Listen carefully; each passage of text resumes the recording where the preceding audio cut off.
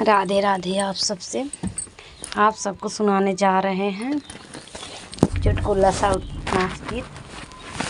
कैसे लगे नाच गीत कमेंट बॉक्स में आप सब लिख कर बताना। हमारे जितने भाई बहन चैनल पे नए हो सब्सक्राइब करें, चैनल को लाइक करें, कमेंट करें, ज़्यादा से ज़्यादा शेयर करें। आप सभी से राधे राधे। गईले अपने पियवा से हार छोटी नदी, गईले अपने पियवा से हार छोटी नदी, गईले अपने पियवा से हार छोटी नदी, गईले अपने पियवा से हार छोटी नदी।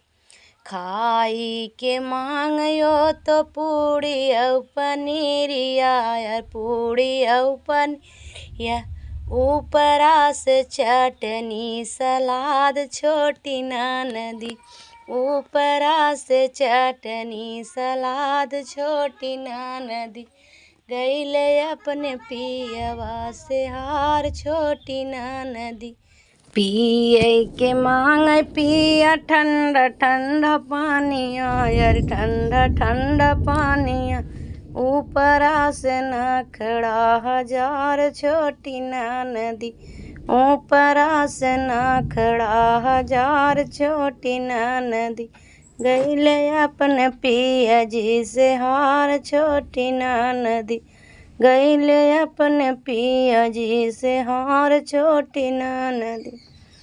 कूचई के मांग ननदी जोड़ा जोड़ा बीरवा, यार जोड़ा जोड़ा पहनवा, ऊपरा से गुटका पुकार छोटी नदी, ऊपरा से गुटका पुकार छोटी नदी, गईले अपने पिया जी से हार छोटी नदी, गईले अपने पिया जी से हार छोटी नदी।